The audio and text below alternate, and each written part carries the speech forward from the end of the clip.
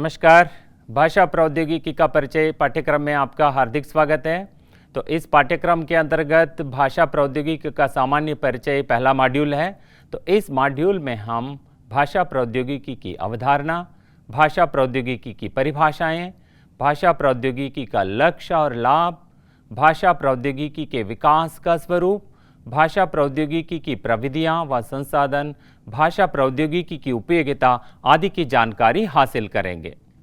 दोस्तों, इस मॉड्यूल के अध्ययन के बाद आप भाषा प्रौद्योगिकी की अवधारणा को बेहतरीन ढंग से समझ पाएंगे, उसकी परिभाषाएं दे पाएंगे, भाषा प्रौद्योगिकी के लक्ष्य और लाभों को बता पाएंगे और इस लैंग्वेज टेक्नोलॉजी के विकास का स्वरूप बता पाएंगे और इसके लिए प्रयुक्त होने वाली विभिन्न प्रविधियों और संसाधनों की जानकारी दे पाएंगे और भाषा प्रौद्योगिकी की उपयोगिता हमारे लिए किन किन क्षेत्रों में है आदि की जानकारी आप दे पाएंगे। आइए अब हम भाषा प्रौद्योगिकी की अवधारणा को समझने की कोशिश करेंगे। दोस्तों, कंप्यूटर और इंटरनेट पर हम कई काम करते रहते हैं। शब्द संसाधक पर पत्र लिखते हैं, लेख आदि बनाते हैं, इन सबको टाइप करते रहते हैं। ऐसे कामों में हम अंग्रेजी के अलावा अपने मनपसंद की भाषा यानी मातृभाषा का भी हम प्रयोग करते हैं। दोस्तों, कंप्यूटर और इंटरनेट पर हम कई काम करते रहते हैं, जैसे शब्द संसाधक पर पत्र, लेख आदि टाइप करते रहते हैं। ऐसे कामों में हम अंग्रेजी के अलावा अपने मनपसंद की भाषा यानी अपनी मातृभाषा का भी हम प्रयोग करते रहते हैं। और ऐसे कामों में वर्तनी जांच यानी स्पेल चेक हम कर सकते हैं, व्याकरणिक जांच यानी ग्रामर चेक भी हम कर सकते हैं। तो ये सारी सुविधाएं वर्ड प्रोसेसर में हमें जो मिल रहे हैं, तो इन सुविधाओं का फ़ायदा हमें भाषा प्रौद्योगिकी की वजह से ही मिला है। तो भाषा प्रौद्योगिकी में जो इस प्रकार के टूल्स उत्पन्न किए गए हैं, उनकी वजह से ये सब संभव हो रहा है। और जैसे हमें जब ज़रूरत पड़ता है, अपने कंप्यूटर में हम फाइल, फोल्डर आदि खोजते हैं, सर्च करते हैं, और इसके अलावा हमें जब ज़रूरत हो टेक्स्ट के अंतर्गत भी हम कंट्रोल F का प्रयोग करते हुए फाइल के अंदर की सामग्री की खोज भी हम करते हैं। तो और कंप्यूटर में हमें कोई मदद चाहिए, हम F1 का प्रयोग करते हुए उस कुंजी का प्रयोग करते हुए कोई भी संदेह हो, समस्या हो, उसके लिए समाधान भी हम खोज पाते हैं। और वैसे ऑनलाइन पे हमें कोई सूचनाएं चाहिए, तो उसके लिए हम विभिन्न दस्तावेजों, ऑडियो, वीडियो, पुस्तकें, मल्टीमीडिया आदि कुछ भी खोजना हो, हम सर्च इंजन का प्रयोग करते हुए हम खोजते रहते हैं। तो इन सब में हमें पता है हम भाषा का ही प्रयोग कर रहे हैं। तो भाषा की क्षमता कंप्यूटर को होने की वजह से ही इन सब में हम सफल हो रहे हैं।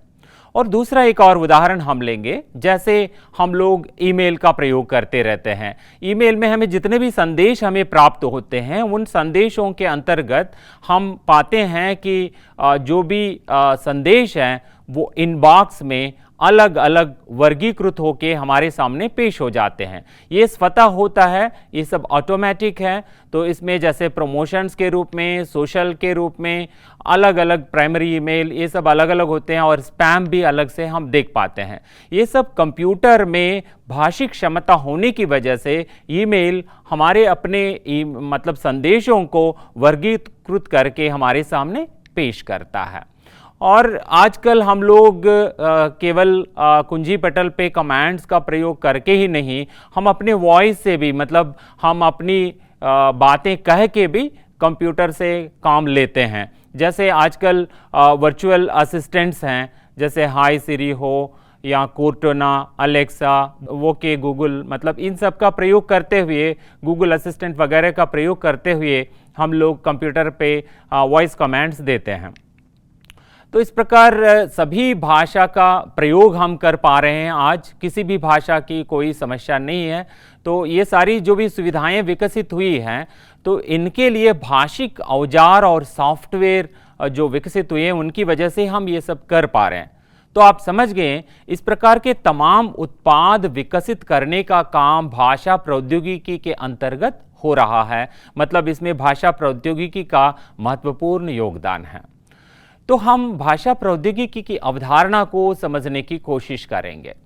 तो भाषा विषयक विभिन्न सॉफ्टवेयर उपकरण, औजार आदि भाषा प्रौद्योगिकी के अंतर्गत विकसित किए जाते हैं। तो इस संबंधी एक अनुप्रायोगिक अंतर विषयी शाखा विकसित हुई है जिसे हम कंप्यूटरीय भाषा विज्ञान की संज्ञा देते हैं। तो भाषा प्रौद्योगिकी की जो संज्ञा है तो उसमें भाषा कहते ही मानव भाषा मानना चाहिए। तो इसको तकनीकी दृष्टि से प्राकृतिक भाषा संसाधन शब्द का प्रयोग किया जाता है। यहाँ प्राकृतिक भाषा कहने का आशय भी मानव भाषा से है। तो मतलब भाषा प्रौद्योगिकी का एक मुख्य कार्यक्षेत्र जिसमें व्यावहारिक कार्य किया जाता है वो प्राकृतिक भाषा संसाधन की संज्ञा से जिसे हम जानते हैं। और प्राकृतिक भाषा संसाधन भाषा प्रौद्योगिकी के अनुप्रयोगों के लिए एक आधारभूत प्रक्रिया है। हमें यहाँ कुछ जटिल शब्दावली को भी समझने की ज़रूरत है।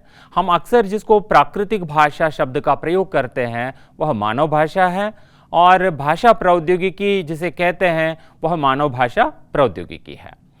और दोस्तों, संगणक भाषा विज्ञान कहा जाता है, उसे अभिकलनीय भाषा विज्ञान भी कहा जाता है, कंप्यूटरीय भाषा विज्ञान भी कहा जाता है। तो ये सारे एक दूसरे के पर्याय हैं। तो प्राकृतिक भाषा संसाधन, भाषा इंजीनियरिंग या भाषा अभियांत्रिकी, मानव भाषा कंप्यूटिंग, कंप्यूटरीय भाषा विज्ञान, संगणकीय भाषा विज्ञान, ये तमाम जो हैं पर्यायों के रूप में प्रयुक्त होते हैं। इन सभी के कार्यक्षेत्र एवं उद्देश्य लगभग समान होने की वजह से ये पर्याय समीचीन ही लगते हैं। और कंप्यूटर एक डिजिटल यांत्रिक प्रणाली है।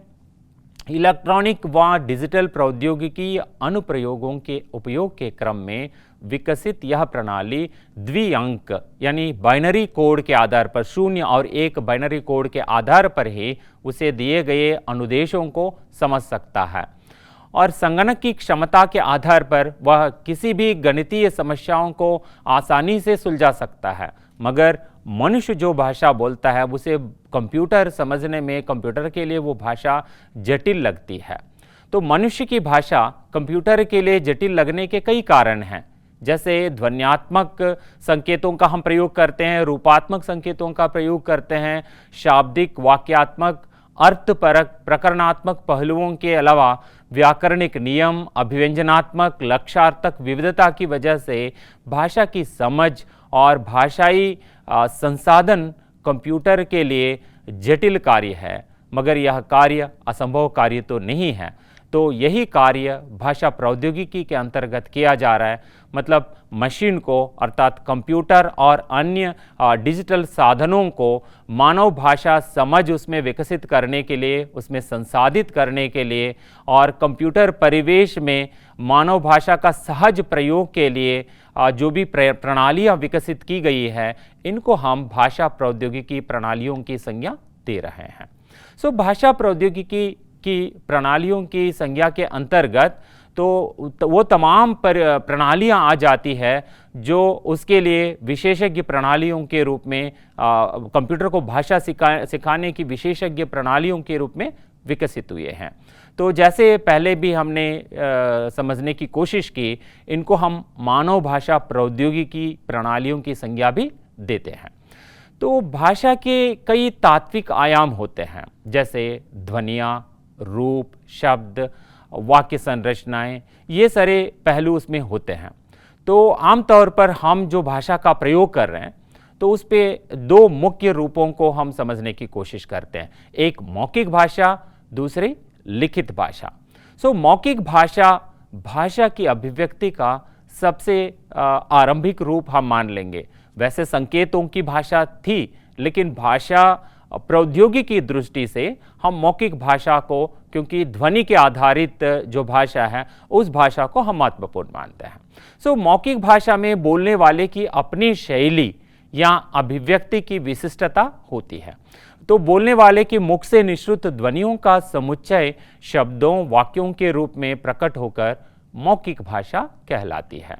और इस रूप में अभिव्यक्त भाषा के शब्दों के अपने स्वतंत्र अर्थों के होते हुए भी वाक्यों में उनका स्वतंत्र अस्तित्व का संदर्भ कम होकर समूचे वाक्य के आधार पर अर्थ प्रकट हो जाता है। यानी जब हम बोलते हैं, एक एक शब्द का जब हम प्रयोग करते हैं तो एक एक शब्द का जो अर्थ होता है तो वो जब वाक्य में प्रयोग करते हैं वहां अलग अलग शब्दों का अर्थ ना लेकर पूरे वाक्य में उस अर्थ को ग्रहण करते हुए हम वाक्य का प्रयोग करते हैं। तो इस प्रकार के कार्यों में कंप्यूटर के सामने जटिलता है, क्योंकि वह शब्द के साथ चलने पर तो वहाँ पे वाक्यगत जो अर्थ निकलना है उसमें समस्या आती है। तो इस प्रकार जो हम बोलकर प्रयोग करते हैं, तो बोलकर जिस भाषा का हम प्रयोग करते हैं उसके लिए जिस प्रकार की टेक्नोलॉजीज डेवलप किए जा रहे हैं, स्पीच टेक्नोलॉजीज यानी वाक प्रणालियाँ कहलाती हैं। और दूसरा, मौखिकेतर अभिव्यक्ति हमारी जो है वो लिख कर हम करते हैं, मतलब हम भाषा को लिपि चिन्हों का प्रयोग करते हुए लिखते हैं, जिसे हम लिखित भाषा कहते हैं।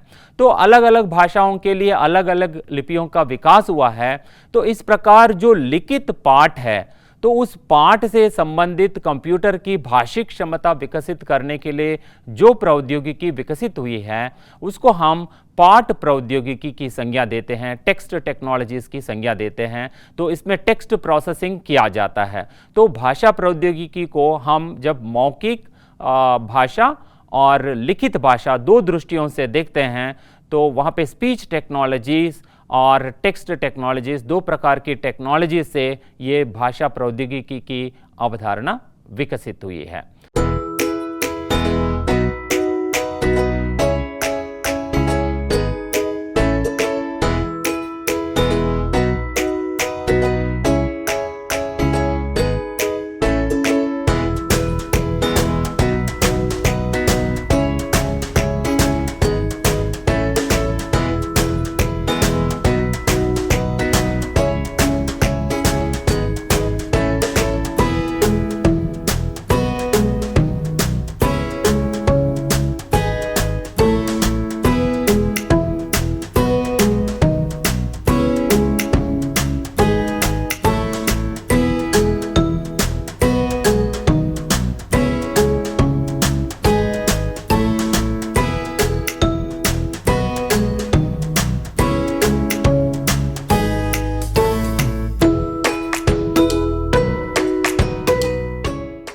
दोस्तों, अब तक हम भाषा प्रौद्योगिकी का परिचय हासिल करते हुए भाषा प्रौद्योगिकी की अवधारणा समझने की कोशिश की थी संक्षेप में, और अगले वीडियो में हम भाषा प्रौद्योगिकी की अवधारणा के अन्य पहलुओं को समझने की कोशिश करेंगे।